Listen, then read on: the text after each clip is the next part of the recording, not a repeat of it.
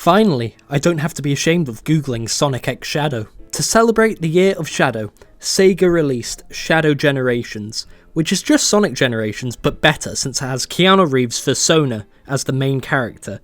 It is my obligation to beat Shadow Generations without boosting. This means any action using the boost gauge is not allowed. If I accidentally boost, then I'll need to restart a checkpoint and sit on a cactus. But before we start, why don't you subscribe so I can continue to disappoint you all with my upload schedule that's about as consistent as my bowel movements. The run starts in the iconic Space Colony arc from Sonic Adventure 2. Originally, I wanted this challenge to be a no running challenge, but even I'm not that masochistic to do a no running challenge in a fucking Sonic game.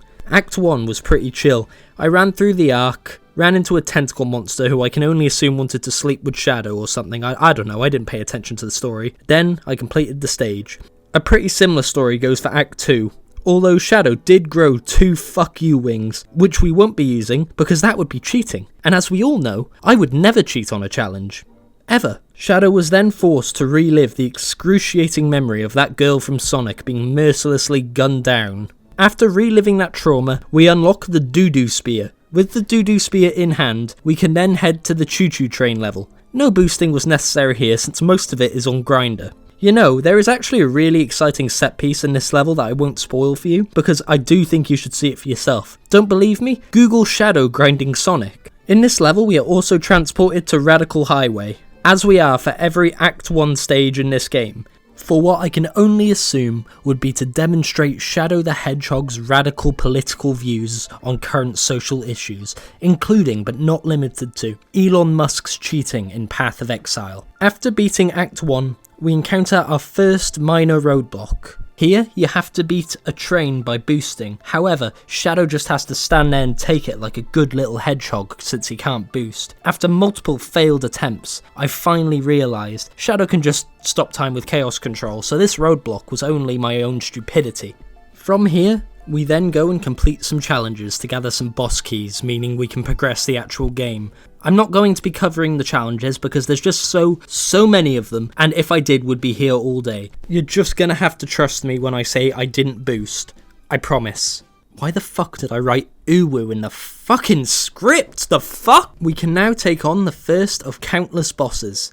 First up, the Biohazard, who really does not matter at all since I don't need the boost to beat him. Instead, Shadow just shoved his hairy hedgehog toes down his throat. What does matter is Black Doom appears, which reminds us that Shadow the Hedgehog is indeed still canon.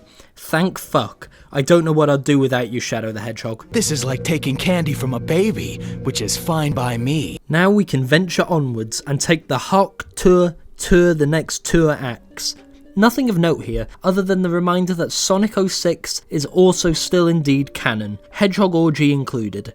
Honestly, I'm surprised at how much of this game can be beat without boosting so far. It's almost like the boost was implemented to be used for speed, and not just a crutch to get through set pieces. I never thought I'd see the day where level design in a Sonic game was actually solid again. The next level forced me to play a Sonic Forces level. But better, because Sonic doesn't force me to play Sonic Forces. You know the drill. I slowly drag my hairy hedgehog nuts across the floor to the finish line with an S rank. We then once again run into the girl who got shot, but then she reveals herself to be Jimmy Savile or something, I don't know. Ignoring the story entirely, I then go on to take on some more challenges to acquire some boss keys. I swear these challenges are only here to pad out the runtime, so I'm going to do the same with this script. This game gets 5 big booms. Boom, boom, boom, boom, boom, boom. This script is going to age like fucking milk. Now we can go fight the next boss, Big Hard Sonic. Now, without boosting, this fight took a lot longer than I'd like to admit, since it increased the time between being able to diddle the boss with these crates. This boss nearly drove me to insanity. It genuinely just took way too long. I had to get up and take 5 toilet breaks in this gruel of a fight. You will never guess how long it took me to actually beat this fight, but I'm going to tell you anyway. That's right, it took 3 minutes. After the boss, we unlock Shadow's next ability, the Goo ability, where Shadow drinks goon juice, meaning we can move on to the Sonic Frontiers stages, which are probably the weakest levels in the game.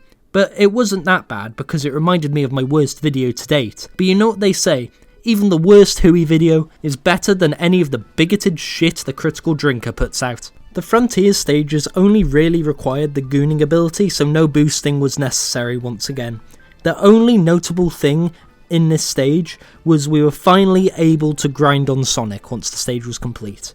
Although lore-wise, this would have been an ideal place for the game to end, there's still a few more stages to go, including another boss fight with the guy who gets tilted at the towers, Mephiles. In all seriousness, this boss was pretty cool. They did Mephiles better than they did in Sonic 2006. They gotta bring this geezer back for the next game. With Mephiles these nuts defeated, Shadow can then sprout his piss wings once more and fly to the final arena. However, there is one problem with this. It uses the boost gauge, so we had to get a bit creative here. There's a few speedrunning techniques that allow Shadow to gather a lot of speed and launch himself places with the doo-doo sphere, but that requires skill. And when I recorded this video months ago, that tech wasn't even around. That's right, this video has been in production for 2.5 months. Instead of using some cool speedrunning tactics, I had to think of a new, creative way to get Shadow across this gap. I came up with an ingenious solution.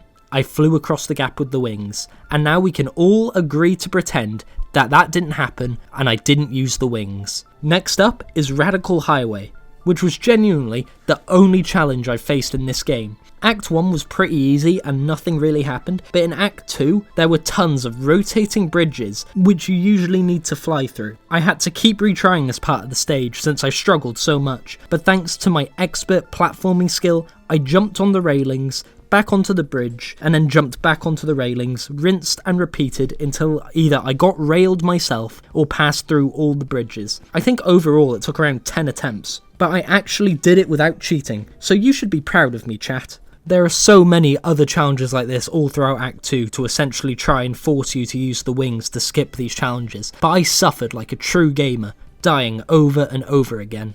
This stage took 13 minutes, and most of this time was spent with just me failing the most basic platforming challenges. I did so shit that even Shadow himself gave me the same look that my friends gave me when I told them I make videos on the internet. Now it's time for the final boss, Black Doo-Doo Doom. The first half of this fight is just things we've done before, simple Radical Highway platforming that didn't pose a challenge at all. But the second half of this fight had to take place in the air with Shadow's piss wings. Could this be it? The end of the challenge? Nah, luckily for me the boost gauge decides to just not work as usual in this boss fight, and it didn't deplete at all. This means I just had to keep slowly edging myself towards the boss, hit him and repeat, until eventually he went down on me. And with that, we finally beat Shadow Generations without boosting at all. Now, I know I've skimmed over a lot of this game, but this video has been in development hell for far too long, and I want to move on to my next project as soon as possible. But if you're still here and putting up with my bullshit upload schedule, I just want to say thank you. It's a new year, and I really want to try and upload more, stream more, and be just more active. My aim is to put out consistent videos at least once a month, and I will be returning to streaming on Twitch at twitch.tv/Whoie. Most of my streams will take place on weekends, but I just wanted to thank you guys again for sticking with me. And if you made it this far and aren't subscribed, then subscribe or I will come to your house and drink your tea. Anyway, thanks again guys, and I'll see you in the next brain rot inducing video.